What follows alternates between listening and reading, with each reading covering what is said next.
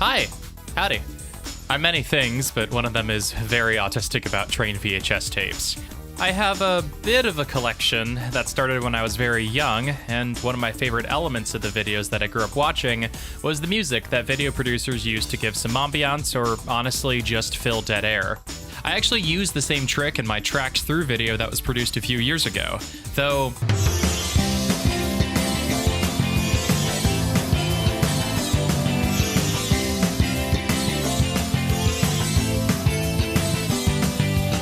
kind of used Sonic music. It might be one of the most autistic things I've done, ever. There are two styles of production music use that I listen to in the videos in my library. The more dynamic of the two is encapsulated by the Trains On Location series. On Location used music in both intro segments,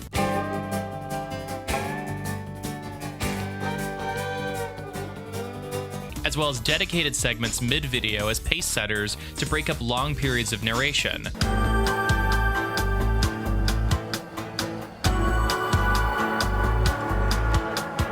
Do something with a large amount of footage the editors happen to have.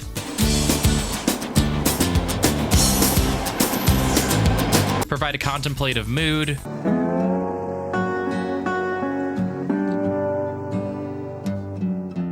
Or show time passing.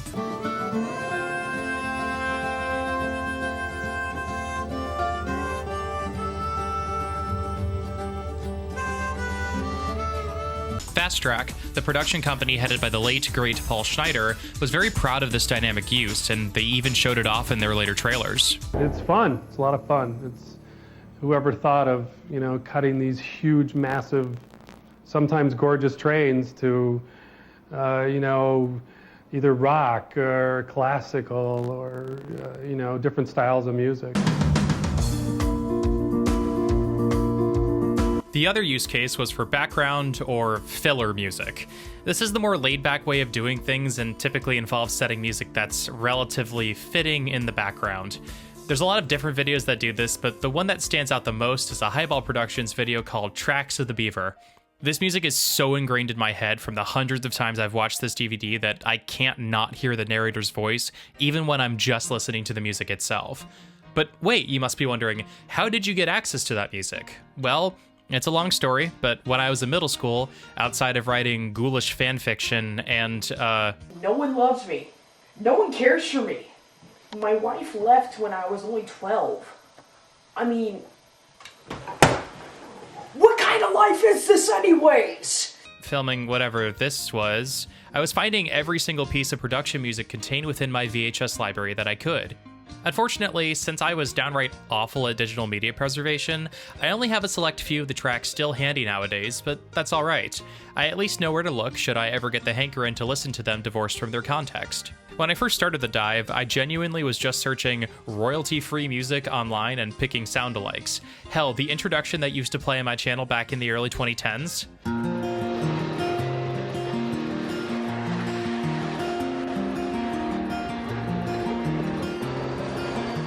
Yeah, that was licensed from Audio Network, where I was originally looking for the music from Tracks of the Beaver. After a while, I actually wound up finding them on Fresh Music, which is a different audio licensing website. If you can believe it, the first edition of Tracks Through Tehachapi was started all the way back in 2013 and used the music of Tracks of the Beaver that I had found in order. It's actually a really well put together music list for Mountain Railroad, but I digress. As I found more tracks and started to build a repertoire for searching for things online through, doing it, I ran into a problem that my small child brain couldn't comprehend. After looking through the Fresh Music library in its totality, none of the on-location music was on it. So the search went on pause for a year while I moved to high school, got a better camera, and started posting more on YouTube. But the on-location music for the, at the time, limited number of tapes that I had in the series lingered, and eventually, while sitting around the Oroville, California yard on the last day of a road trip to the Feather River Canyon, I found Paul Schneider's contact information and sent him an email. This was actually my only interaction with him before he tragically passed away in 2019, but he was very kind and told me that his team had used FirstCom music. Bingo, we're back on track. And with that, I was able to find the music that was used, and that was it for my music search. Not one video that would cause me relentless nightmares and literally forced me to start learning how to produce music because of going through the stages of grief about never having access to its music. Right? Right? Conrail's Beginning by Clear Block Productions is a special tape for me. I had heard plenty of stories of early Midwestern and Eastern railroads, but had never really seen or experienced them in any meaningful way. Conrail's Beginning was my first taste of that when I received it in 2009, and while the mic quality in it is horrible, the late Paul Geiger's narration is really what sells it, as well as the music. Hell, the music sells the mood so well that there's a literal later DVD release of the same video that includes actual train audio, and I kinda hate it. Like, where's your super cool music, Paul? Well, that question is relevant as well when scrolling the credits. There's no music credited here. When I emailed Clear Block, their response was that Paul had died many years prior and that there was no way of knowing what music he used in his tape.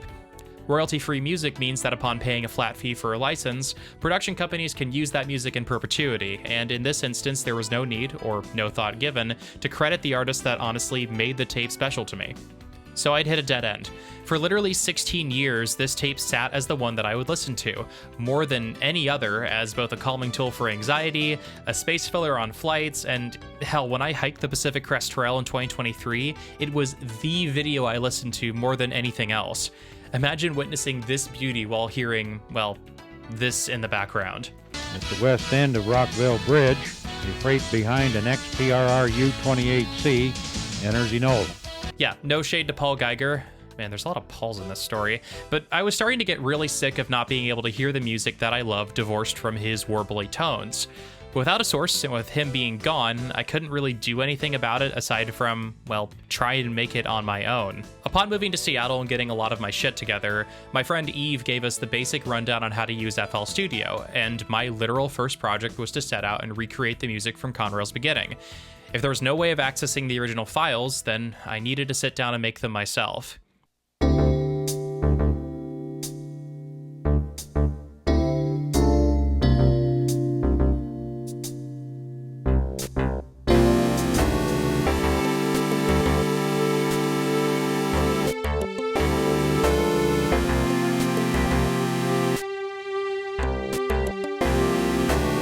The results were, at least the first one was pretty good, but as with many things in my chaotic creative existence, I reached a point where one section was good enough and then I just kind of put it on hold to go do more interesting things. So it sat dormant. It was in the back of my mind, sure, but a few months of extremely hectic life, multiple conventions, and a couple of injuries kept me from doing much with it. But oddly, that second injury actually wound up being the tipping point for figuring this out. I was fortunate to receive medical leave at the beginning of April and suddenly had 2 weeks to sit and recover, which was, frankly, the first real break I had been given in a while, and with a mandate to do as little as possible for my care team, I cleaned up my media center and broke out some tapes I had never watched before.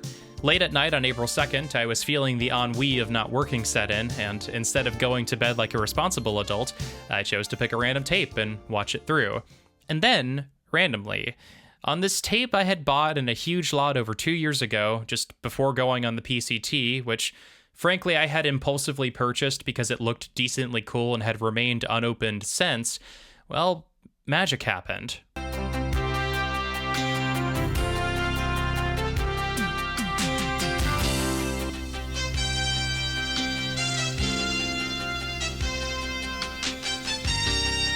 It had it. It had the music. Oh my god, I literally was hand flapping and bouncing, and I immediately had a realization. Wait, does this video have credits? And if so, does it credit the company that made it? It did. PBTM Music of Eugene, Oregon. The hunt was on.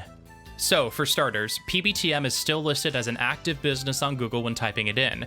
The top search on Production Hub has their address, but their contact page was for business inquiries, and this was for pleasure. No, the autistic kind. So, I needed to do some more digging. On Copyright Encyclopedia, I actually wound up finding that the PBTM producer's name was Michael Brewer, with Anthony Glenn Provo as composer. So from there, I needed to look up both locally in Eugene, and through the magic of the internet, I was able to find the latter's contact information through his wedding photography business. I sent an email and then waited. This is taking too long. Oh, and by the way, I literally at one point told my server that I'm, quote, not good at sleuthing. What kind of malarkey is that? So while I waited to hear back from the composer, I started looking on the Wayback Machine on archive.org to see if the production company wound up posting demos anywhere. And hot ziggity, not only did I find most of the music right away when browsing their pre-1992 catalog, I actually found demos as well.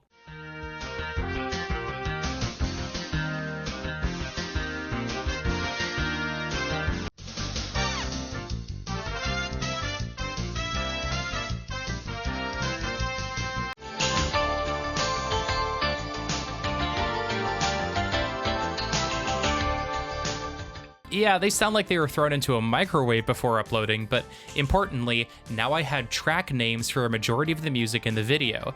This was absolutely huge, but I had a new problem on my hands. While I now knew what tracks I was looking for, I had no way of buying them. PBTM's website, Instant Music Now, shut down a few years back, and any attempt I made at contacting Michael fell through. None of his emails or phone numbers worked. So in a desperate move, I wound up contacting the Eugene Area Chamber of Commerce. I actually used to work in a chamber, and I figured if PBTM was a registered business in Eugene, they would have some information as to when they closed, or contact information so I could get my hands on a few of their CDs. What wound up happening was even wilder than I had anticipated.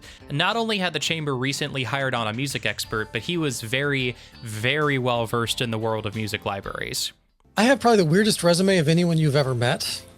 And for several years, I was a music supervisor with production libraries. You could think of my position as a music supervisor as being an audio equivalent of a librarian. I'm organizing and categorizing hundreds of thousands of recordings in every genre imaginable. This might be everything from a full symphony or rock bands or electronic music down to individual hand claps. Just any sort of sound that may be needed for a film trailer, for a TV commercial, for a conference, for anything where people may need to license music for it. The idea being that companies that have something where they need music contact us. I then go through the hundreds of thousands of recordings to find the perfect couple of tracks to submit to them. If they like it, they pay a licensing fee for its use. The funny thing about production library music is that it's not intended for the public in any way. It's intended for consumption of producers of content, be it TV studios, film studios, advertising agencies, radio, live event arenas, but it's not something that you find in stores. You may hear it multiple times a day, depending on what kind of media you consume, but it's not something that you're going to turn around and find in stores or go online and add to your iTunes collection. That's not its intended purpose. This is a very weird back corner of the music industry that not a lot of people know about. So it's kind of unusual that you became so passionate about this, because this is not the cool hip part of the music industry. This is the steady income. Kurt pointed me in the direction of looking on YouTube for other PBTM uploads, which honestly, as a YouTuber for almost 20 years, I really should have figured out was an option sooner, but upon looking, I stumbled into the other hero of the story, Ben Curb. Ben is a YouTuber and library music aficionado who has a very impressive collection of library music, and on joining his server, I asked the fabled question.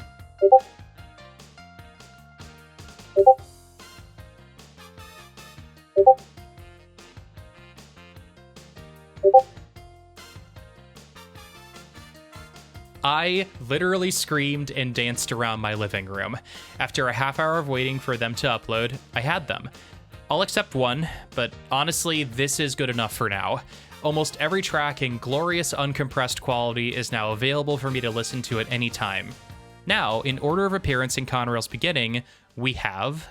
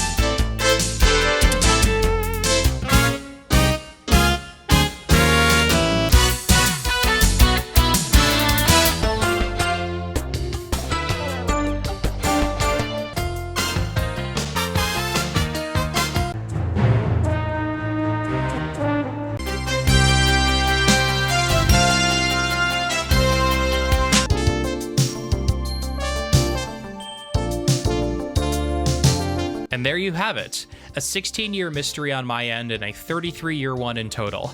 I'm excited to have brought this story here to YouTube and have it be the first video made in this format. There's plenty more to come in the future as I work on more fun stories. Thanks a bunch to Kurt and Ben Curb for their help in making this possible. I literally could not have done this without either of you. Thanks for watching. Remember to like and comment for algorithm nonsense, and I'll see you next time. Have a good one.